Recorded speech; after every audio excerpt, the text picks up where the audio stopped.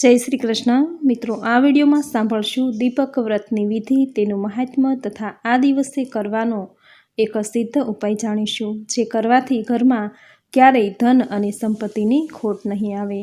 મિત્રો, આ વ્રત એક વર્ષનું હોય છે, જે કારતક મહિનાની શુક્લ પક્ષની એકાદશીથી શરૂ થઈ આવતા વર્ષે કારતક મહિનાની શુક્લ પક્ષની એકાદશીએ પૂર્ણ થાય છે। આ વ્રતના પ્રભાવથી તેના ઘરમાં 7 પેઢી સુધી દારિદ્ર અને શોક ઘરમાં પ્રવેશ નહીં કરે। માનસિક ચિંતા, આધિ વ્યાધિ અને ઉપાધિ ક્ષણવારમાં નાશ પામે છે। આ વ્રત જે મનુષ્ય કરે છે તેના ઘરમાં લક્ષ્મી આવ્યા જ કરે છે। તેના ઘરમાં ધન, ધાન્ય કે સંપત્તિની ક્યારેય ખોટ નથી આવતી। તેની 7 પેઢી સુખ અને સંપત્તિથી ભરપૂર રહે છે। જેમ દીવો અંધકારનો નાશ કરે છે, તેવી જ રીતે આ વ્રત જે કરે છે તેના જીવનમાં ચાલી રહેલા દુઃખ, દરિદ્રતા, શોક, આધિ વ્યાધિ, ઉપાધિનો નાશ થાય છે।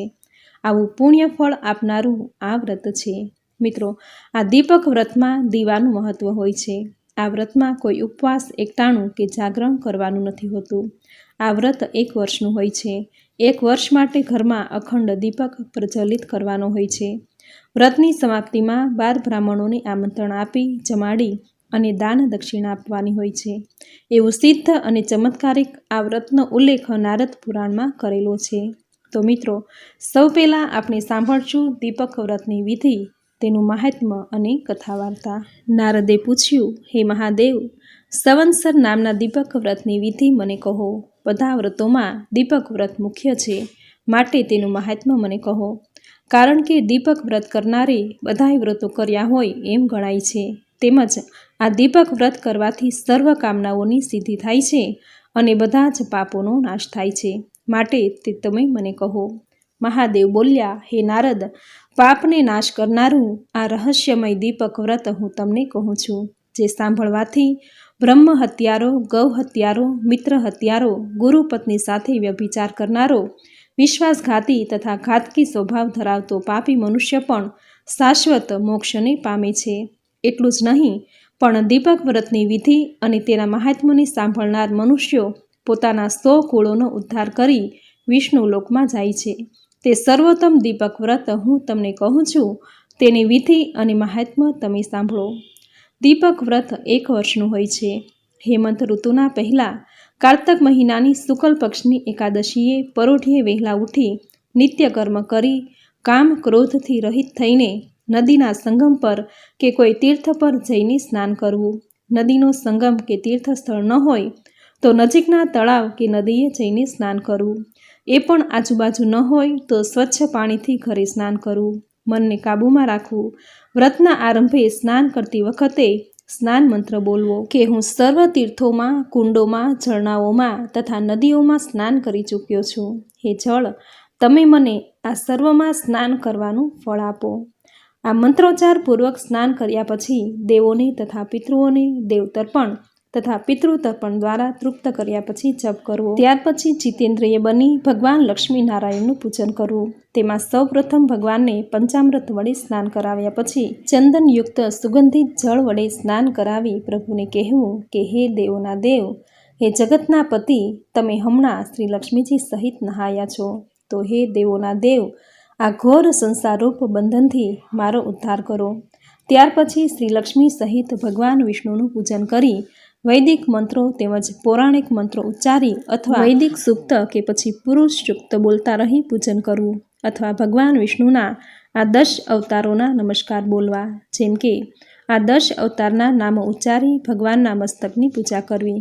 કેશવ વગેરે નામો ઉચ્ચારી શ્રી હરિનું પૂજન કરવું। તે પૂજનમાં ધૂપ અર્પણ કરતા આ મંત્ર બોલવો। આ ધૂપ વનસ્પતિના રસરૂપ હોય, દિવ્ય સુગંધી તથા ગંધયુક્ત હોય, પવિત્ર પણ છે। તે આ ધૂપને હે દેવોના દેવેશ્વર તમે સ્વીકાર કરો, તમને નમસ્કાર હો। એ ધૂપ અર્પણ કર્યા પછી દીવો આપતી વખતે આ મંત્ર બોલવો કે દીવો અંધકારનો નાશ કરે છે, દીવો પ્રકાશ આપે છે, એ કારણે મેં અર્પણ કરેલા આ દીવા વડે શ્રી વિષ્ણુ ભગવાન પ્રસન્ન થાવો। આ મંત્રોચ્ચાર પૂર્વક દીવો અર્પણ કર્યા પછી નૈવેદ્ય અર્પણ કરતી વખતે આ મંત્ર બોલવો કે હે દેવોના દેવ, હે જગતના પતિ, આ અન્ન આદિ નૈવેદ્ય પરમ અમૃત રૂપ હોય, અમૃત છે, તેનો લક્ષ્મી સાથે તમે સ્વીકાર કરો. આ મંત્ર બોલવો. ત્યાર પછી ભક્તિભાવપૂર્વક શ્રી જનાર્દન વિષ્ણુનું ધ્યાન કર્યા પછી ફૂલ સહિત શંખ તથા જળ હાથમાં લઈ શ્રી ભગવાન વિષ્ણુને અધર્ય પ્રદાન કરવું અને પ્રાર્થના કરવી કે હે કેશવ, 1000 જન્મો દ્વારા મેં જે કંઈ પાપો કર્યા હોય તે સર્વ તમારી કૃપાથી મેં કરેલા આ અધર્ય પ્રદાનથી નાશ પામો.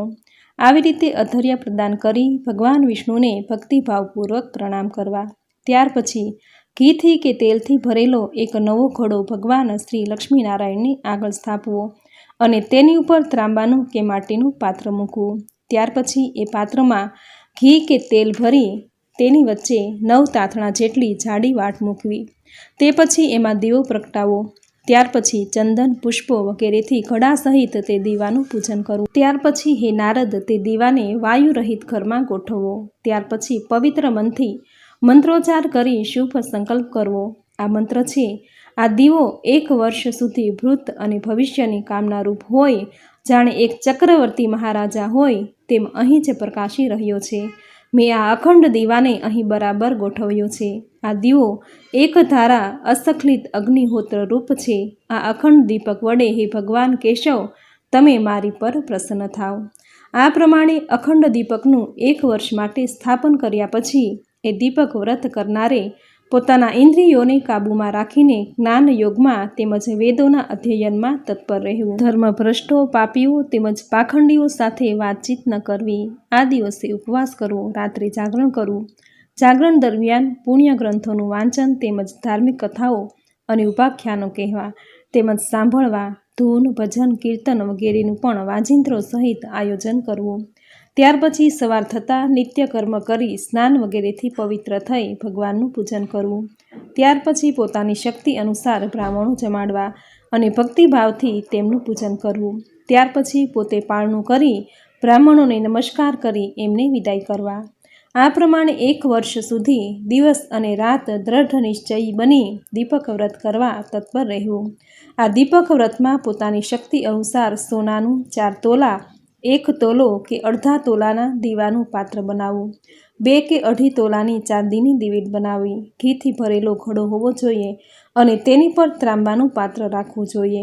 મુક્તિની ઈચ્છા રાખવાવાળા દીપક વ્રત કરનાર પુરુષે ભક્તિપૂર્વક ભગવાન લક્ષ્મીનારાયણની પોતાની શક્તિ અનુસાર સોનાની પ્રતિમા બનાવડાવવી. ત્યાર પછી 1 વર્ષ પૂરું થતાં એ દીપક વ્રતની સમાપ્તિ સમયે 12 બ્રાહ્મણોને નોતરવા એ ઉત્તમ છે. 6 બ્રાહ્મણોને નોતરવા એ મધ્યમ છે અને એ પણ ન બની શકે તો છેવટે 3 બ્રાહ્મણોને નોતરવા. તેમાંના એક કર્મનિષ્ઠ તેમજ પત્ની સહિત બ્રાહ્મણોની પૂજા કરવી. એ શાંત અને વિશેષ કરીને બ્રાહ્મણ કર્મ કરવા તત્પર રહેનારો હોવો જોઈએ. તે ઉપરાંત એ બ્રાહ્મણ ઇતિહાસ અને પુરાણોનો જાણકાર, ધર્મનો જાણકાર તથા કોમળ સ્વભાવનો હોવો જોઈએ. તેમજ પિતૃભક્ત, ગુરુપરાયણ તથા બ્રાહ્મણો અને દેવોને પૂજનારો હોવો જોઈએ. દીપક વ્રત કરનારે એવા બ્રાહ્મણને પત્ની સહિત નોતરી એના પગ ધોઈ વિધિપૂર્વક પૂજા કરી અધર્ય અર્પણ કરવું. ત્યાર પછી વસ્ત્રો, અલંકારો તેમજ અનેક પ્રકારના આભૂષણો આપવા. ત્યાર પછી ભગવાન શ્રી લક્ષ્મીનારાયણનું ધ્યાન ધરી ભક્તિપૂર્વક હે નારદ, એ લક્ષ્મીનારાયણની સોનાની પ્રતિમા, ચાંદીની દિવેટ સહિત સોનાના દીવાને ત્રાંબાના પાત્રમાં રાખી ઘીથી ભરેલા ઘડાની સાથે એ બ્રાહ્મણને દાનમાં આપી દેવા. દાન આપતી વખતે આ મંત્ર બોલવો: હે પાપ રહિત નારાયણ, હે જ્યોતિર્મય દીપક, આ સંસાર અવાધિરૂપ અંધકારથી વ્યાપ્ત છે. તેમાં તમે પાપનો નાશ કરનાર તથા જ્ઞાનદાતા અને મોક્ષદાતા છો. આ કારણથી મેં આ બ્રાહ્મણને આજે આપની પ્રતિમાનું દાન કર્યું છે. આ પ્રમાણેનું મંત્ર બોલી લક્ષ્મીનારાયણની સોનાની પ્રતિમા સહિત અખંડ દીવાનું દાન કર્યા પછી પોતાની શક્તિ પ્રમાણે એ પૂજિત બ્રાહ્મણને દક્ષિણા આપવી. ત્યાર પછી એ બ્રાહ્મણને બીજા આમંત્રિત બ્રાહ્મણો સાથે ઘી સહિત દૂધપાક, લાડુ વગેરે મિષ્ટાન જમાડવા. ત્યાર પછી પોતાની પત્ની સહિત એ મુખ્ય ક્રિયા કરાવનાર બ્રાહ્મણને વસ્ત્રો પહેરાવવા અને અન્ય સામગ્રીઓ સહિત ગાદલું તથા વાછડા સહિત ગાયનું દાન આપવું. આમંત્રિત કરેલા બીજા બ્રાહ્મણોને પણ પોતાની શક્તિ અનુસાર યોગ્ય દક્ષિણા દેવી. ત્યાર પછી દીપક વ્રત કરનારે પોતાના મિત્રો, સ્વજનો, કુટુંબીજનો તેમજ સગા સંબંધીઓને પ્રેમપૂર્વક જમાડવા. આ પ્રમાણે દીપક વ્રતની સમાપ્તિના અવસર પર વ્રત કરનારે મહોત્સવ કરવો. ત્યાર પછી નોતરેલા બ્રાહ્મણોને અને સગા સંબંધીઓને તેમજ સ્વજનોને અને મિત્રોને પ્રણામ કરી ભૂલચૂક માટે ક્ષમા માંગી વિદાય કરવા. આ પ્રમાણે વ્રત કરવાથી, અસંખ્ય દાનો વડે, અનેક પ્રકારના વ્રતો વડે, અનેક યજ્ઞો કરવાથી તથા સતત યોગાભ્યાસ કરનાર મનુષ્યને જે ફળ મળે છે તે જ ફળ આ દીપક વ્રત કરનારને મળે છે. વળી ગાય, જમીન, સોનું તથા મકાન વગેરે દાનો દેવાથી મનુષ્યને જે ફળ પ્રાપ્ત થાય છે તે જ ફળ 1 વર્ષ સુધીનું દીપક વ્રત કરનારને મળે છે.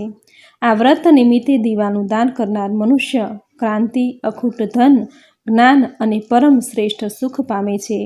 વળી દીપકનું દાન કરનાર પુરુષને સૌભાગ્ય, નિર્મળ વિદ્યા, આરોગ્ય તથા પરમ શ્રેષ્ઠ સમૃદ્ધિ મેળવે છે, એમાં કોઈ સંશય નથી. વળી આ પ્રમાણે દીવાનું દાન કરનાર મનુષ્યને શુભ લક્ષણોવાળી તેમજ ઉત્તમ ભાગ્યશાળી પત્ની, પુત્રો, પૌત્રો, પોપડોત્રો તથા અક્ષય સંતતિને પ્રાપ્ત કરે છે.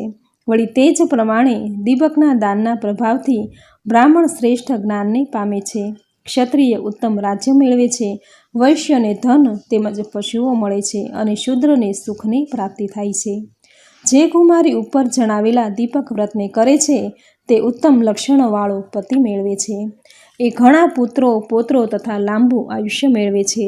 વળી કોઈ પણ પરણેલી જુવાન સ્ત્રી આ દીપક વ્રત કરીને કદી પણ વિધવા થતી નથી, તેમજ દીપક વ્રતના પ્રભાવથી પતિના વિયોગને પણ કદી પામતી નથી. આ પ્રમાણે જણાવેલા દીપક વ્રત કરનારને વ્રત પ્રસંગે દીપકનું દાન કરવાથી એને માનસિક પીડા તથા શારીરિક રોગોની પીડા થતી નથી. વળી દીપકનું દાન કરવાથી ભયભીત મનુષ્ય ભયથી છૂટી જાય છે અને કેદી બંધનમાંથી છૂટી જાય છે. વળી દીપક વ્રતમાં તત્પર રહેનાર મનુષ્ય એ વ્રત નિમિત્તે એણે કરેલા દીપક દાનના પ્રભાવથી બ્રહ્મ હત્યા વગેરેના મોટા મોટા પાપોમાંથી મુક્ત થઈ જાય છે, એમાં સંદેહ નથી, એવું ખુદ બ્રહ્માનું વચન છે. જે મનુષ્ય 1 વર્ષના દીપક વ્રત નિમિત્તે ભગવાન શ્રીહરિની સમક્ષ અખંડ ઘીનો કે તેલનો દીવો પ્રગટાવ્યો હોય, એણે ચંદ્રાયણ તથા કૃચ્છ જેવા કષ્ટદાયક વ્રતો પૂરા કરી લીધા છે, એમાં પણ સંશય નથી. જેમણે ભક્તિપૂર્વક ભગવાન શ્રીહરિની પૂજા કરીને દીપક વ્રતનું પાલન કર્યું એ ધન્યવાદની પાત્ર છે, તેમજ એણે પોતાનો આ જન્મ સફળ કરી લીધો છે. જે મનુષ્યો 1 વર્ષના દીપક વ્રત નિમિત્તે દીવાની વાટની સળીથી બળતી રાખ્યા કરે છે તેઓ પણ દેવોને દુર્લભ છે, એવા પરમ શ્રેષ્ઠ સ્થાનને પામે છે. વળી જે લોકો 1 વર્ષ સુધીના દીપક વ્રત નિમિત્તે ચાલુ રાખવા પ્રગટાવેલા દીવામાં પોતાની શક્તિ અનુસાર ઘી કે તેલ નિરંતર નાખ્યા કરે છે તેઓ પણ પરમ શ્રેષ્ઠ ગતિને પામે છે. વળી જે મનુષ્ય એ દીપક વ્રત નિમિત્તે પ્રગટાવેલા દીવાને બુઝતો જોઈ પોતે એને પ્રગટતો રાખવા સમર્થ ન હોય તો બીજા લોકોને પ્રગટતો રાખવા જણાવે છે, તેઓને પણ એ દીવો પ્રગટાવ્યાનું ફળ પ્રાપ્ત થાય છે. વળી જે લોકો ભગવાન શ્રી વિષ્ણુની સમક્ષ દીવો પ્રગટાવવા થોડું થોડું તેલ માગીને લાવી દીવો પ્રગટાવે છે, તેને પણ પોતે પ્રગટાવેલા દીવાનું પુણ્ય પ્રાપ્ત થાય છે. વળી નીચ જાતિનો દૃષ્ટ મનુષ્ય પણ દીપક વ્રત નિમિત્તે પ્રગટ કરાયેલા દીવાને ભક્તિભાવપૂર્વક જુએ છે અને શ્રદ્ધાથી હાથ જોડીને નમસ્કાર કરે છે, તે પણ વૈકુંઠ ધામને પામે છે. વળી જે મનુષ્ય દેવપૂજન નિમિત્તે દીપક પ્રગટાવવા કોઈ બીજાને સલાહ આપે છે અને પોતે પણ ભગવાન સમક્ષ દીવો કરે છે, તે પણ સર્વ પાપોમાંથી છૂટી જઈને વિષ્ણુ લોકને પામે છે. બોલો ભગવાન શ્રી હરિ વિષ્ણુની જય. તો મિત્રો, આ હતું દીપક વ્રતનું મહાત્મ્ય અને તેની પૂજન વિધિ. હવે સાંભળશું દીપક વ્રતનું મહાત્મ્ય દર્શાવતી કથા વાર્તા. સરસ્વતી નદીના રમણીય તટ પર સિદ્ધાશ્રમ નામનો એક આશ્રમ છે. પહેલાંના સમયમાં ત્યાં કપિલ નામનો એક વેદને જાણનાર બ્રાહ્મણ રહેતો હતો. એ બ્રાહ્મણ દરિદ્ર અને નિર્ધન હતો. ભિક્ષાવૃત્તિ દ્વારા એ પોતાના કુટુંબનું ભરણ પોષણ કરતો. એ બ્રાહ્મણ વ્રતો તથા ઉપવાસો કરવા તત્પર રહેતો, તેમજ કાયમ વેદનું અધ્યયન કર્યા કરતો. તે હંમેશા ભગવાન વિષ્ણુનું પૂજન કરીને ભક્તિભાવપૂર્વક એમની આરાધના કરતો, તેમજ ભગવાન વિષ્ણુને પ્રસન્ન કરવા માટે એમની સમક્ષ દીવો પણ પ્રગટાવતો. પોતે નિર્ધન હોય દીવા માટે પોતાના ઘરમાં તેલ ન હોવાથી ભિક્ષાવૃત્તિ કરતી વખતે તે ભિક્ષા ઉપરાંત થોડાક તેલની ભિક્ષા પણ માંગતો અને સાથે રાખેલા એક અલગ પાત્રમાં એ ભેગું કરતો. આ તેલને એ પોતાના અંગત ઉપયોગમાં વાપરતો ન હતો, તેમજ પોતાના ભોજનમાં પણ ન વાપરતો, પરંતુ ભગવાનનો દીવો કરવામાં જ એ વાપરતો. આમ એ કપિલ બ્રાહ્મણ પોતાના દિવસો પસાર કરી રહ્યો હતો. બીજી બાજુ એક તીક્ષ્ણ દાઢોવાળો બિલાડો એ કપિલ બ્રાહ્મણના ઘરમાં દરરોજ આવતો અને ભગવાન વિષ્ણુની મૂર્તિ સમક્ષ એ બિલાડો કાયમ ધ્યાન ધરીને બેસી રહેતો. જે ઉંદરો દીવામાં રહેલું તેલ પીવા માટે આ મૂર્તિ સમક્ષ આવ્યા કરતા, તે બધા જ ઉંદરોને પેલો તીક્ષ્ણ દાઢીવાળો બિલાડો ખાઈ જતો. આમ એ બિલાડાએ પણ ઘણા ઉંદરો ખાધા. એવામાં કાર્તિક મહિનાના શુક્લ પક્ષમાં આવતી પ્રબોધિની નામની એકાદશીનો દિવસ આવ્યો. ત્યારે એ કપિલ બ્રાહ્મણે એ એકાદશીનું વ્રત કરવાનો નિશ્ચય કર્યો. પ્રાતઃકાળે વહેલા ઉઠી નિત્યકર્મ કરી સ્નાન વગેરેથી પવિત્ર થઈ ઉપવાસી રહી એણે ભગવાન વિષ્ણુનું પૂજન કર્યું. રાત્રે જાગરણ દરમિયાન એ ભગવાન વિષ્ણુની સ્તુતિ કરતો હતો અને ધાર્મિક પુસ્તકો વાંચતો. એવામાં અડધી રાત ઉપરનો સમય વીતી ગયો.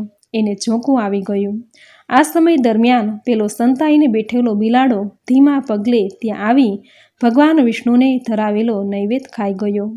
એ વખતે એક નાની ઉંદરડી પણ દીવાનું તેલ પીવા માટે ત્યાં આવી. આ વખતે દીવો અતિ ધીમા તેજવાળો થઈ ગયો અને બુજાઈ જવાની તૈયારીમાં હતો. તે દીવાની વાટને પણ લઈ જવા તે ઉંદરડી તત્પર થઈ હતી. તેવામાં જ પેલા બિલાડાએ તેને જોઈ અને એકદમ કૂદીને એને પોતાના પગથી દબાવી દીધી, પરંતુ એટલું જોર કરીને ઉંદરડી બિલાડાના પંજામાંથી છટકી ગઈ અને પોતાના દર પાસે બેસી ગઈ. આમ કરવા જતાં પેલી ઉંદરડીનો પગ પેલી વાટને અડી ગયો અને વાટ ઉપરની તરફ ખેંચાઈ આવી, તેમજ પેલા બિલાડાના પગનો પંજો પેલા દીવાના પાત્રને અડવાથી તે પાત્રનું તેલ નમી ગયું. આથી પાત્રમાં રહેલું તેલ પેલી વાટને અડતા ઓલવાઈ જવાની અણી પર આવેલો દીવો પ્રજ્વલિત થઈ ઉઠ્યો. ઉંદરડી અને બિલાડાના દોડધામથી થયેલા અવાજથી તેમજ દીવાના વધુ પડતા પ્રકાશથી કપિલ બ્રાહ્મણ ઝોકામાંથી જાગી ગયો. પેલો બિલાડો પણ ત્યાં ઉંદર ખાતો હોય એ પણ આખી રાત જાગ્યો હતો. સવાર થતાં કપિલ બ્રાહ્મણને નિત્યકર્મ કરી સ્નાન વગેરેથી પવિત્ર થઈ ભગવાન વિષ્ણુનું પૂજન કર્યું અને સમય થતાં એક બ્રાહ્મણ સહિત પોતાના સગા સંબંધીઓ સાથે ભોજન કરીને પારણું કર્યું.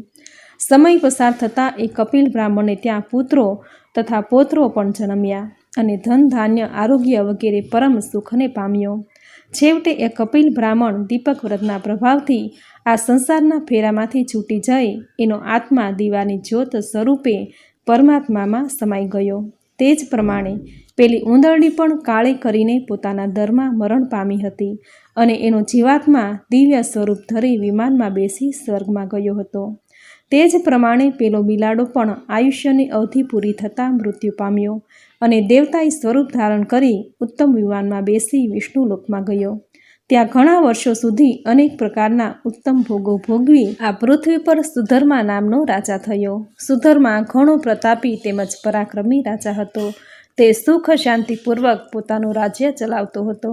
એ ધર્માત્મા હોય ઉત્તમ વેદજ્ઞ બ્રાહ્મણોને તેમજ દેવોને પૂજતો. એને સરળ સ્વભાવની સુલક્ષણા, સુશીલ અને પ્રતિવ્રતા રાણી હતી. એનું નામ રૂપસુંદરી હતું. તે રાજાને અતિશય પ્રિય હતી. એથી એ રાણી ભાગ્યવતી ગણાતી. એ રાજાને ત્યાં ઘણા પુત્રો અને ઘણી દીકરીઓ જન્મી હતી. એના દિવસો સુખમાં પસાર થતા હતા. એવામાં ભગવાન વિષ્ણુને પ્રિય એવો કાર્તિક માસ આવ્યો. આ કાર્તિક મહિનામાં ઘણા ધર્મપ્રેમી પુરુષો ભગવાન વિષ્ણુનું પૂજન કરે છે તેમજ ઘણા દીવાઓ પ્રગટાવે છે. આ ઉપરાંત કૃચ્છુ, ચાંદ્રાયણ વગેરે વ્રતો કરી નિયમોનું પાલન પણ કરે છે. વળી જેઓ સંસારના ભયથી ડરે છે તેઓ ભગવાન વિષ્ણુ સમક્ષ અવશ્ય દીવાઓ પ્રગટાવે છે. એક દિવસ સુધર્મા રાજાએ રાણી રૂપસુંદરીને કહ્યું, થોડાક દિવસો પછી પ્રબોધિની એકાદશી આવે છે, તેથી હું પુષ્કર તીર્થમાં જઈ સ્નાન કરી જીતેન્દ્રિય બની ઉપવાસી રહી ભગવાન વિષ્ણુનું પૂજન કરીશ. રાજાનું કહેવું સાંભળી રાણી રૂપસુંદરી બોલી, હે સ્વામી, જેવી તમારી ઈચ્છા એવી જ મારી પણ ઈચ્છા છે. હું પણ તમારી સાથે પુષ્કર તીર્થમાં આવીશ અને ભગવાન વિષ્ણુનું પૂજન કરીશ. આથી રાજાને ઘણો આનંદ થયો. રાજા રાણી પોતાના પુરોહિતો, હાથી, ઘોડા તથા રથોની સાથે પુષ્કર તીર્થમાં આવ્યા. રાજા રાણીએ ત્યાં સ્નાન કર્યું અને પછી પિતૃઓ તથા દેવોને તૃપ્ત કર્યા પછી એમણે ભગવાન વિષ્ણુનું પૂજન કર્યું. અનેક દીવાઓથી સુશોભિત એ મંદિરમાંથી બહાર નીકળતા રાજાએ એક બિલાડાને જોયો. આ બિલાડાને જોતાં જ રાજાને પોતાનો પૂર્વજન્મ યાદ આવ્યો. એ યાદ આવતા જ રાજાએ રાણી રૂપસુંદરી સામે જોયું અને હસ્યા. આથી રૂપસુંદરીએ રાજાને કહ્યું કે મારી સામે જોઈને હસ્યા તેનું કારણ શું છે? રાજાએ પોતાના પૂર્વજન્મનો વૃત્તાંત કહેતા બોલ્યા, હે પ્રિયે, પૂર્વજન્મમાં હું એક બ્રાહ્મણના ઘરમાં વસવાટ કરતો હતો. એક બિલાડો હતો. એના ઘરમાં મેં સેંકડો ઉંદરો ખાધા હતા. એક દિવસ બ્રાહ્મણને જાગરણ હતું. ત્યારે ભગવાનની મૂર્તિ સામે રાખેલો નૈવેદ્ય ખાવાના મોહમાં મેં પણ જાગરણ કર્યું.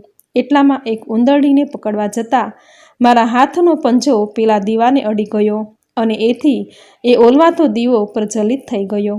અજાણતા થયેલા એ બે શુભ કર્મોને લીધે ઉંદરડા ખાવાના પાપમાંથી હું મુક્ત થઈ ગયો અને એના ફળ રૂપે વિમાનમાં બેસીને હું વિષ્ણુ લોકમાં ગયો. ત્યાં અનેક પ્રકારનું સુખ ભોગવી લીધા પછી હવે પૃથ્વી ઉપર એક રાજા તરીકે મારો જન્મ થયો છે. રાજાનું કહેવું સાંભળી રાણી રૂપસુંદરી હસી. ત્યારે રાજાએ એને હસવાનું કારણ પૂછ્યું. રૂપસુંદરીએ કહ્યું, હે નાથ, તમારું પૂર્વજીવન સાંભળીને મને પણ મારું પૂર્વજીવન યાદ આવ્યું છે. સાંભળો, હું પણ એ જ બ્રાહ્મણના ઘરમાં રહેતી એક નાની ઉંદરડી હતી. એક રાત્રે હું પણ એ દીવાનું તેલ પીવા દરમાંથી બહાર નીકળી. ત્યારે મેં પણ ભગવાનની મૂર્તિ સામે જોયું હતું. દીવો ઓલવાઈ જવાની તૈયારીમાં હતો, તેથી એ વાટને પણ લઈ લેવા હું વિચાર કરતી હતી. એટલામાં તમે મને પકડી લીધી. હું જોર કરીને છૂટી ગઈ અને દરમાં જતાં જતાં મારા પગથી એ દીવાની વાટ ખેંચાઈ હતી અને ઓલવાતો દીવો પ્રજ્વલિત થયો. આમ ભગવાનના દર્શન અને ઓલવાતા દીવાને પ્રકાશયુક્ત કરવાના બે શુભ કર્મોને લીધે હું પણ વિમાનમાં બેસી સ્વર્ગમાં ગઈ અને એના ફળરૂપે હું અત્યારે ઉત્તમ સુખ ભોગવી તમારી રાણી થઈ છું. રાણી રૂપસુંદરીનું કહેવું સાંભળી ધર્માત્મા રાજા સુધર્માએ પોતાની રાણી રૂપસુંદરી સાથે ભક્તિભાવપૂર્વક તેમજ પૂર્ણ શ્રદ્ધાથી દીપક વ્રત સંપૂર્ણ વિધિ સહિત કર્યું. જેના ફળરૂપે રાજા રાણી પર ભગવાન વિષ્ણુ અતિ પ્રસન્ન થયા અને દેવોને પણ દુર્લભ એવી મુક્તિને પામ્યા. જે લોકો આ પૃથ્વી પર રહી આ દીપક વ્રતનું મહાત્મ્ય સાંભળે છે તેઓ પણ સર્વ પાપોમાંથી છૂટી જઈ વૈકુંઠ ધામમાં જાય છે. હે વિદ્વાન નારદ, વિશેષ કરીને મુક્તિ અપાવનાર આ દીપક વ્રત મેં તમને કહ્યું છે. આ મહાન વ્રત મોક્ષ તથા સર્વ સુખને આપનાર છે. આ વ્રત કરવાથી પાપના પ્રભાવથી ઉત્પન્ન થતા નેત્રના રોગો નાશ પામે છે. માનસિક ચિંતાઓ તેમજ આધિઓ, વ્યાધિઓ અને ઉપાધિઓ ક્ષણવારમાં નાશ પામે છે. એટલું જ નહીં, પણ હે નારદ, આ દીપક વ્રતના પ્રભાવથી દારિદ્ર્ય અને શોક થતો નથી. મોહ અને ભ્રાંતિ મટી જાય છે. તેમજ જન્મે જન્મે મનુષ્યના ઘરમાં લક્ષ્મી આવ્યા જ કરે છે. એમાં કોઈ ભ્રમણા રહેતી નથી. આ પ્રમાણે દીપક વ્રત વિધિ, તેનું મહાત્મ્ય અને કથા વાર્તા સંપૂર્ણ. બોલો ભગવાન શ્રી હરિ વિષ્ણુની જય. તો મિત્રો, આ હતું દીપક વ્રતનું મહાત્મ્ય અને કથા. હવે સાંભળશું કાર્તિક મહિનાની શુક્લ પક્ષની એકાદશીના દિવસે કરવાનો સિદ્ધ ઉપાય. મિત્રો, જેના જીવનમાં ખૂબ જ કષ્ટ પીડા આવી રહી છે, ધંધામાં નોકરીમાં પ્રગતિ નથી થતી, ધંધાની આવકમાં વધારો નથી થતો, જેના ઘરમાં દરિદ્રતા ઘર કરી ગઈ છે, ઘણી મહેનત કરવા છતાં ધન પ્રાપ્તિ નથી થતી, જીવનમાં ખૂબ જ સંઘર્ષ કરવો પડે છે, કષ્ટ પીડા ખૂબ જ વધી રહી છે, તો આ ઉપાય તેમના માટેનો છે. મિત્રો, આ ઉપાય એકાદશીના દિવસે, પૂર્ણિમાના દિવસે કે પછી પ્રદોષ વ્રતમાં પ્રદોષ કાળે સવારે સાંજે ગમે તે સમયે કરી શકો છો, જેનો ઉલ્લેખ વિષ્ણુ પુરાણમાં કરેલો છે. મિત્રો, આ ઉપાય કરવાનો છે તુલસીની સુકાયેલી ડાળખીનો. ઘરમાં જ્યારે તુલસી સુકાઈ જાય છે ત્યારે સુકાયેલી ડાળખી હંમેશા સાચવીને રાખવી જોઈએ. કાર્તિક મહિનાની શુક્લ પક્ષની એકાદશી, કાર્તિક મહિનાનું પ્રદોષ વ્રત કે પછી કાર્તિક પૂર્ણિમાના દિવસે પણ આ ઉપાય કરી શકાય છે. તો મિત્રો, જોઈએ કે હવે આ ઉપાય કેવી રીતે કરવાનો છે. તો એ માટે સુકાયેલી તુલસીની ડાળખી લેવી, તેના આ રીતે 7 ભાગ કરી લેવા, તેના પર રૂ અથવા તો રોલેવી ટાળવી, ઘીવાળી કરી લેવી. ઘરની આજુબાજુના કોઈ પણ મંદિરે અથવા તો જો એ ન હોય તો આપણા ઘરના મંદિરમાં પણ આ ઉપાય કરી શકાય છે. તુલસીની સુકાયેલી ડાળખીનો દીવો પ્રજ્વલિત કરવો. આમ કરવાથી ઘરમાં ધન લક્ષ્મીની ક્યારેય કમી નહીં આવે. તેની 7 પેઢી સુખ સમૃદ્ધિ અને બરકતમાં પસાર થશે. મા લક્ષ્મી તેના ઘરમાં સ્થાયી નિવાસ કરશે.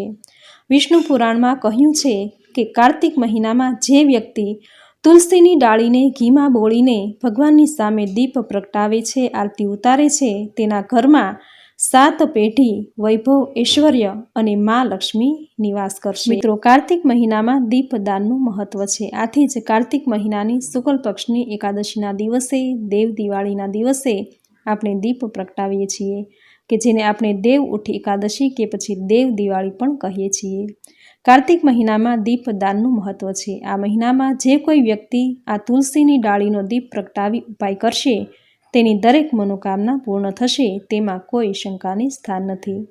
તો મિત્રો, આ હતું કાર્તિક મહિનામાં કરવાનો સિદ્ધ અને ચમત્કારિક ઉપાય, જેમાં કોઈ ખર્ચો નથી કે કોઈ અઘરી વિધિ નથી. આ ઉપાય દરેક વ્યક્તિ કરી શકે છે. જો આ વર્ષે તમારી પાસે તુલસીની સૂકી ડાળખી નથી, તો આવતા વર્ષે પણ તમે આ ઉપાય કરીને મા લક્ષ્મીની કૃપાને પ્રાપ્ત કરી શકો છો. તો મિત્રો, આ વિડીયોમાં દીપક વ્રતનું મહાત્મ્ય, વ્રતની વિધિ, મહાત્મ્ય કથા તથા આ દિવસે કરવાનો સિદ્ધ અને ચમત્કારિક ઉપાય તમે પૂરી શ્રદ્ધાથી અંત સુધી સાંભળ્યો. જે સાંભળવો તમને જરૂર ગમ્યો હશે. તો વિડીયોને લાઇક કરી કોમેન્ટમાં જય શ્રી હરિવિષ્ણુ, જય માતા લક્ષ્મી જરૂર લખજો. ચેનલ પર જો નવા છો તો ચેનલ સબસ્ક્રાઈબ કરી બાજુમાં બેલ આઇકન પ્રેસ કરી દેજો, જેથી આપણા આવતા દરેક નવા વિડીયોની નોટિફિકેશન તમને મળતી રહે.